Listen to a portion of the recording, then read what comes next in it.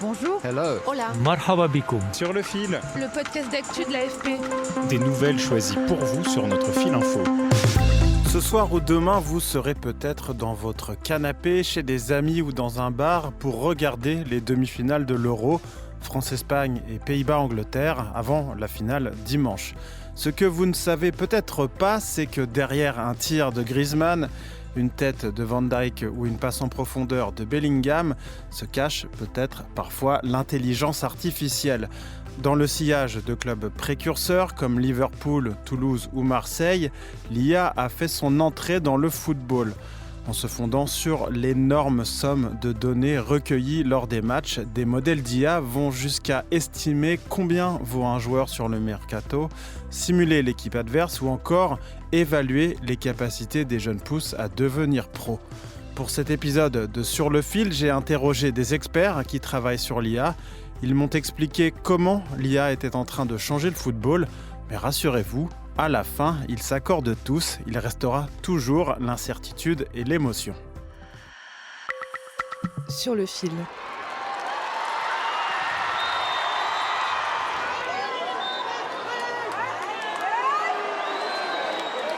Commençons par du concret. L'IA est déjà en train de s'installer sur les bancs des entraîneurs.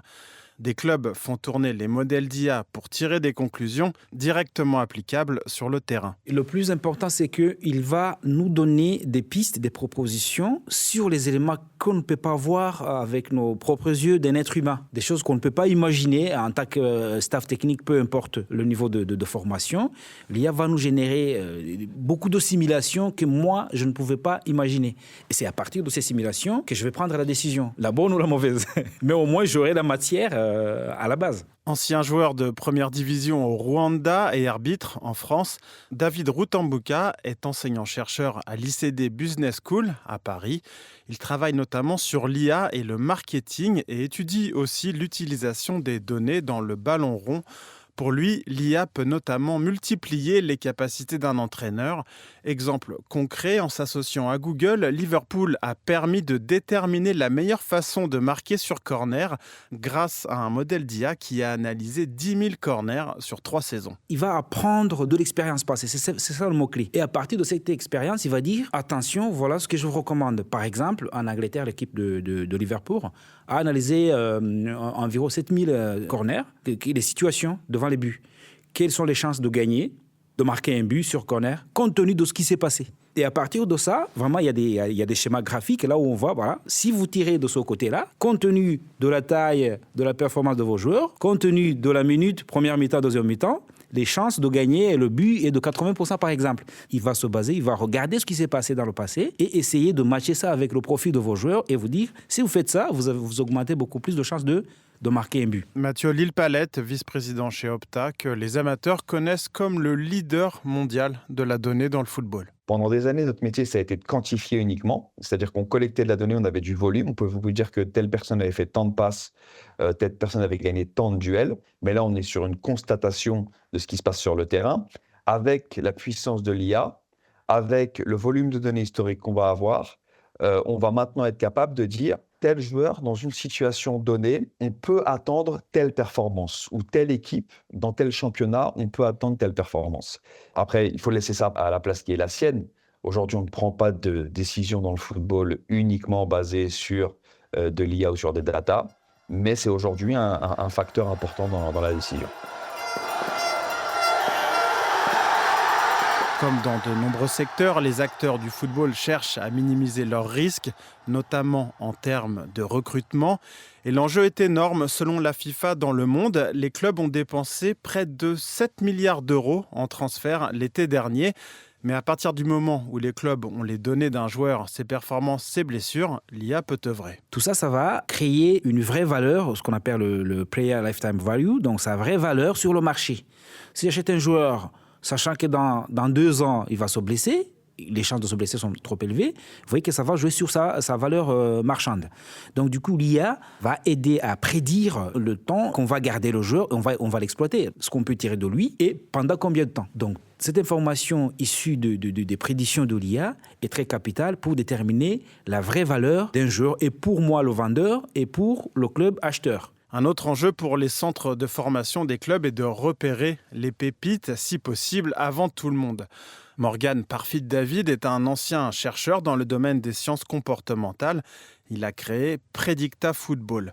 Il développe ainsi un algorithme destiné à révéler les jeunes qui sont susceptibles d'atteindre le niveau professionnel grâce à des tests psychologiques et cognitifs en ligne qui évaluent par exemple la capacité du jeune joueur à planifier ou à gérer son anxiété. Et la raison pour laquelle c'est très intéressant, c'est que les données psychologiques sont plus prédictives que les données techniques morphologiques. On ne sait pas repérer les talents chez les jeunes. Et finalement, c'est quand un talent explose à 18, 20, 21 ans que là, on se dit, voilà, tout le monde le veut parce que maintenant, c'est visible, c'est un super joueur. Si on était capable de identifier ces talents et le potentiel des jeunes joueurs à 12, 13, 14, 15 ans, eh bien, les clubs pourraient investir de manière beaucoup plus sûre sur les joueurs. Et ça, les données psychologiques peuvent donner des indices dans cette direction puisque l'état d'esprit, les traits de personnalité sont plus stables dans le temps. C'est-à-dire qu'un joueur qui va être plus engagé, plus motivé à 12, 13, 14 ans, eh bien, on va aussi le retrouver au-dessus du lot à l'âge adulte. Cet algorithme, utilisé par quelques clubs, notamment en Écosse, vise à aider les recruteurs en plus des évaluations plus sportives et techniques. Mais derrière toutes les données moulinées par l'IA, aussi beau soit l'algorithme, l'humain reste facteur d'incertitude et d'intérêt du sport.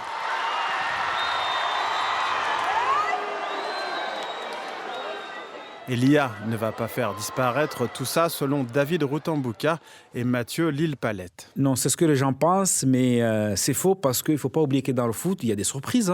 Il y a toujours l'entraîneur, il y aura toujours une information que l'IA ne va pas capter.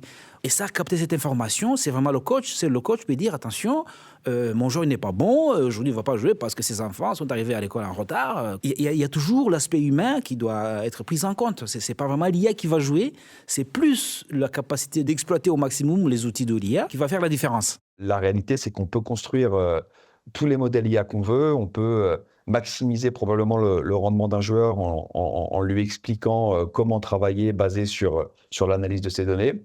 Ça n'empêche pas que le joueur qui prend la décision au bon moment de mettre une frappe de 25 mètres dans la lucarne, qui est quasiment inquantifiable et qui est probablement pas regardé par les modèles IA parce que ça arrive de manière beaucoup trop rare, ça va se passer quoi qu'il arrive, quoi qu'on essaye de quantifier. Je ne pense pas que avoir plus de data ou avoir des IA performantes va automatiser ou schématiser le football. Je pense simplement que ça va permettre aux équipes et au staff de mieux gérer son risque. Mais en aucun cas, la data va retirer le sentiment d'incertitude qu'on peut avoir sur un match de foot. À partir du moment où le match commence, tout ce qu'on a travaillé en IA avant, même tout ce qu'on a travaillé l'entraînement avant, c'est soumis à la réalité du terrain. Et de manière générale, je ne crois pas que la tech puisse influer sur ça. L'IA peut aussi être exploitée en plein match et suggérer des remplacements en décelant des baisses de forme, par exemple. Elle peut aussi conseiller des changements tactiques, même si pour David Rutambouka, cela n'est encore que très peu utilisé. L'IA et la data soulèvent évidemment des questions d'éthique. Quelles données peut-on collecter ?